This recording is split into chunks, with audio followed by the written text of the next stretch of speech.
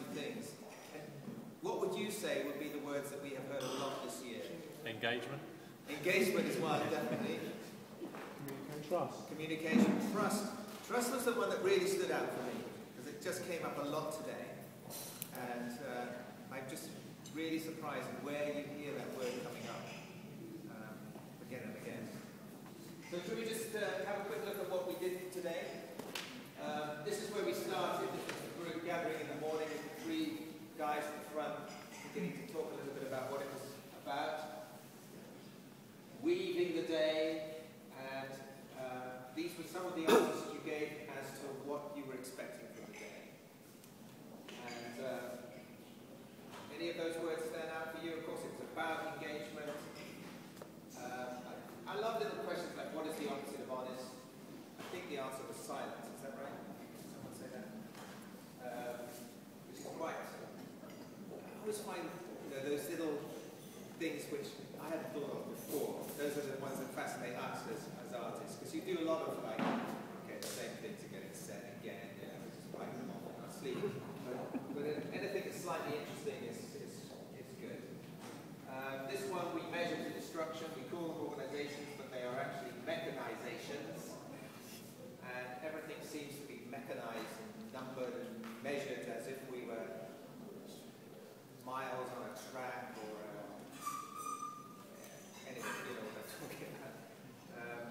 And this whole kind of sense that really came out of freedom.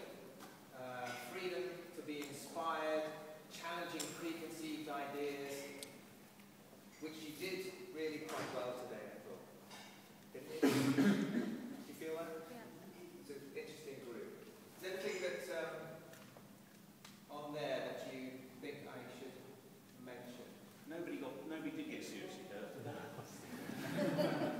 You can't tell the internal scars. I think there were 1 or 2 people that. So then we went to this section, this wall, which was, if you remember, that was the exercise where you had to shout out 1 word, and we were capturing those words and also feeling like, no, there's no real meaning in 1 word, but we put them down anyway.